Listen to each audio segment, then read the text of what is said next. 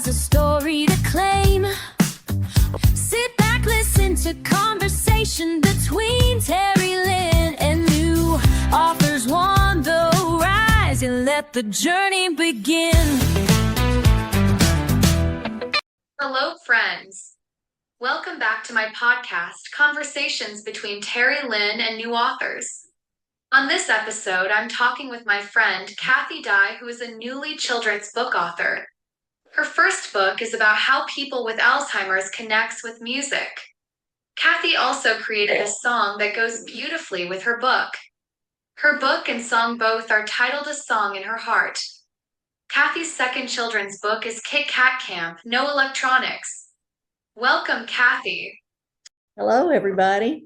Please tell us about your writing and your first book. Well, I started writing, in 2023, actually. And my first book, Song in Her Heart, was written for my mother. And I didn't start it out that way. I had written it about some other ladies that were in an Alzheimer's unit. And I just couldn't ever finish it, and I didn't know why. And then my mother got Alzheimer's. And when it happened to her, and I saw how music affected her, it changed the whole course of my book. And so I wanted it to be about her and her life, and how that all through her life, she had been singing a song. It was just even in the little things that she did. And so that's what my first book was, why it was written and what it was about. I love that people with Alzheimer's can connect with music. And thank you for writing a children's book about device-free. Children need less electronics for sure. Yeah, that was my second book. And I wanted my grandchildren to put down their iPads and things like that when we were together. So that's why we wrote that book. What inspired you to write children's books? Well, I taught elementary school, pretty much third grade most of the time. But the last 5 to 6 years of my teaching career, I moved into a Title I program. And they wanted me to teach creative writing to kindergarten through 5th grade students. And so the students were really the ones that got me inspired about it. I'd always wanted to, in the back of my mind, to write a book, but they kept saying, Mrs. Dye, you have got to do what you tell us to do. And so you've got to write more. And so it really spurred me on to do that. And so I thank them for that. Yeah, it was great. That must have been such a rewarding job.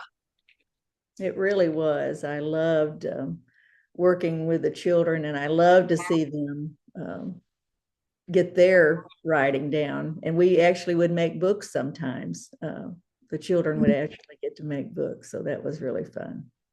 How did you teach creative writing to children that young? I taught kindergarten writing, where we started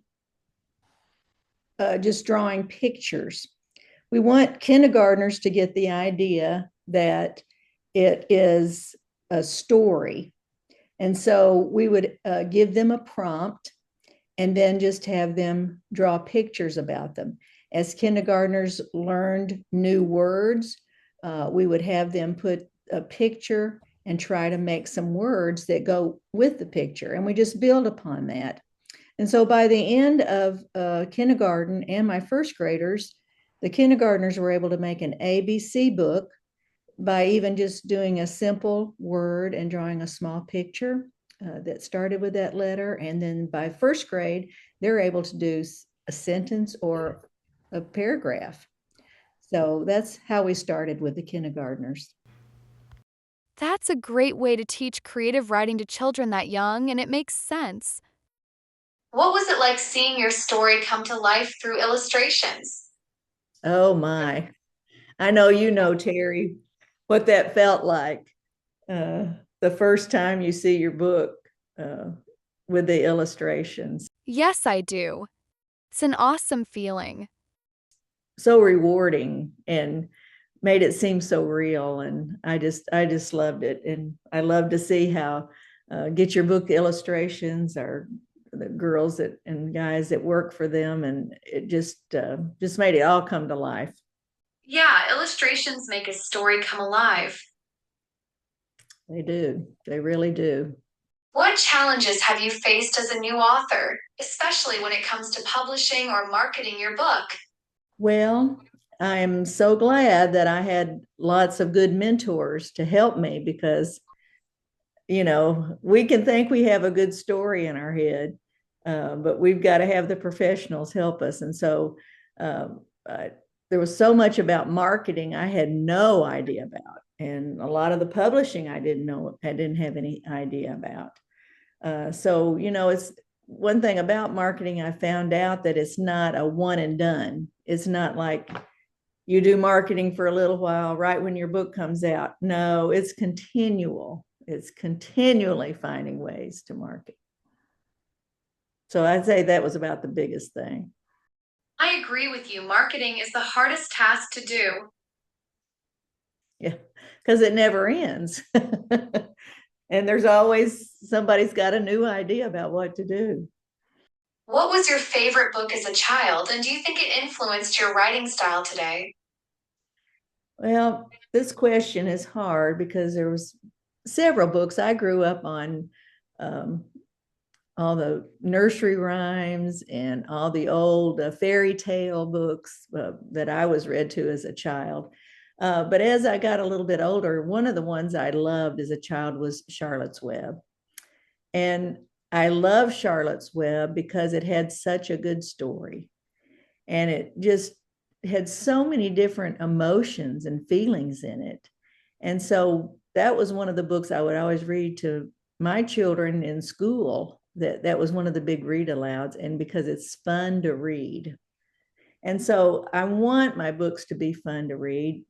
I know my first book is not as fun because it covers a serious topic, but I do want the Kit Kat books. I want that to be fun to read aloud.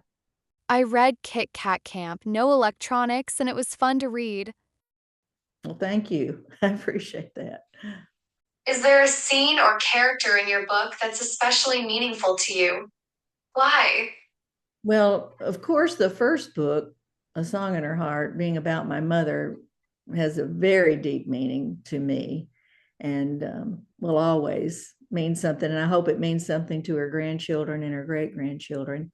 And so my second book, Kit Kat Camp, is about my grandchildren. And so they've always given me ideas. So every little thing I'm watching and they think, oh no, she's writing stuff about us. But they give me great ideas. I absolutely love that you wrote about your grandchildren in Kit Kat Camp, no electronics, and that it's for them. Yeah, it really is. And it's things I want to teach them about certain ideas. What age group do you write for, and what draws you to that specific audience? Well, like I told you earlier, I taught third grade for most of my teaching career, but I also taught all of elementary with writing. But I would say my books maybe more 5 to 7, maybe even 8.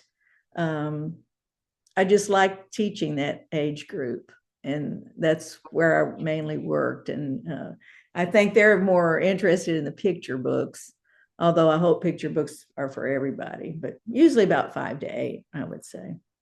Yeah, 5 to 8 is an exciting age group.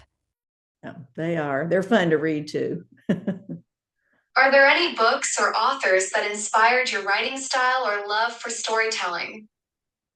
Well, I did mention, E.B. White writing Charlotte's Web, but one of my favorite to read is Kate T. Camillo. And I just she is really a storyteller. Hers are more for a little older than what I write for. But they just have such, she's always got an underlying message to me in the stories that she writes. And I think even for adults, some of her books are for them too, because I just cry when I read a couple, because of Winn-Dixie, and I love The Miraculous Journey of Edward Tulane. But she really had an impact on me, how she writes, and main thing is it because of, I believe, the story. She's got a good story that relates to people. I'm not familiar the work of Kate DiCamillo. I'll look her up. Yeah, she would be one I would recommend, definitely. What do you think makes a children's book truly memorable? Well, I mentioned, like in Kate's book and Charlotte's Web, you've got to have a good story. It's got to be one that's relatable and that the kids will want to remember. But I think the second aspect, because it is a picture book, that the illustrations, they are a lot of the book. And found that out early too, that they were like 50%. But you got to have the story, but the pictures, the illustrations, because I know I will pick up a book if I look at the front cover or I open it up and I see the great illustrations, and I really think they have a lot to do with it. Yeah, I agree that the illustrations are very, very important to children's books. Yeah, yeah. Yeah, because like I said, the kids will look at them, they'll look at that cover, or they'll open them up and they'll like the pictures. We met in the Children's Book Mastery Program. Would you like to share your experience with it? Well, I have had Karen, who is over it. I've dedicated my books to her because, in her company, because I don't think I would have a book out if I hadn't gone through those programs. She has so much knowledge, and I think she takes you step by step through what you need to know. And then since she does have she does the illustrations and get your book illustrations, and she has an eye for that, and she knows what needs to go in a children's book. So yeah, I give her a lot of credit, because she really helped open the door for me to get my first book out, and I really do appreciate that. I also learned a lot from Karen. Do you have any advice for other aspiring authors who are just starting out, especially in children's literature? Well, if you're just starting out and you don't know anything, I would highly recommend Children's Book Mastery to get into, because you can get the knowledge you need to do, and before you write, you need to know. Since I've published my books, I've had other beginning writers ask me questions, and I said, I can give you, my experience, but you need to get the knowledge and the background on how to publish, because you can make lots of mistakes, and you need somebody that knows the industry and knows what they're doing. And Karen really does know what she's doing. So that would be my recommendation. I'd say talk to other authors, because we do share our mistakes, because it's not, you have to keep trying again and again. And so, yeah, those would be my top things, I would say. I also highly recommend the Children's Book Mastery Program for new writers. Definitely. If a child came up to you and said, I want to write a book too, what would you say to encourage them? Well, since I taught children to start writing and to write books, I would just say get something down. Come up with as many ideas as you can. I recommend to kids, they not all of them like to do this, but keep a journal and write down, because there are some authors that write about their childhood. And if they can remember those stories, or have a parent or a grandparent tell you funny things you did as a kid, that would be something. But I would say definitely you just got to start doing it, just like we did when we wrote our books. I'm sure people told you should write something, and they would tell me to write things, and I finally did, but it's just actually doing it. So as I would tell a child the same thing, just practice, practice, practice, learn all you can about writing now. I love your advice for children to keep a journal. What exciting projects or books are you working on next? Well, I have my second Kit Kat at the illustrators right now, and we've had a few hiccups. It was supposed to be out in August, but it's not going to make it. I'm hoping it will be out in September, but I'd be lucky probably if it's the 1st of October, because we've had a couple of hiccups with the illustrator. But anyway, that's what I'm really excited to get that one out. I'll give a hint. I've not said this publicly, but I'll do this on your podcast. Wow, an exclusive on my podcast. I feel so honored. The name of it is Kit Kat Camp, the Grumpy Neighbor. So it has to do with somebody that's not too nice. So I'm really excited about that. And then I'm writing an adult Bible study as well. And so I'm really excited about that. I look forward to buying your second Kit Kat Camp book and your Bible study book. Thank you. I hope you will. Oh, I will. Where can people find you online, follow your journey? Well, my website is real easy, kathydyeauthor.com. That's probably the best place, because that will take you, well, I want people to, so I can email you, of course. We all like to get emails, but I have a blog on there. I have a little shop on there. You have a shop, and that's probably the best place. I'm also on Facebook. You can find me on Facebook as well. And if you order any books on my website, I will autograph them. So just remember that. Thank you, Kathy, for your information. I will put the link to your website in this episode's notes below. That'll be great. I appreciate that. Thank you for letting me do this with you. And I just think it's so amazing. I'm so proud of you and what you're doing. I know you're helping lots of different children and adults as well. So I just want to say thank you. Thank you, Kathy, for the kind words. I hope I am. Thank you, Kathy, for talking with me on my podcast, Conversations Between Terry Lynn and New Authors on the Rise. Okay, my listeners, tune in next week when I talk with James Jenkins, who's an author of adventure books, and find out how his mother rated his first book, Scallywags, on Amazon. Until then, happy reading with your kiddos.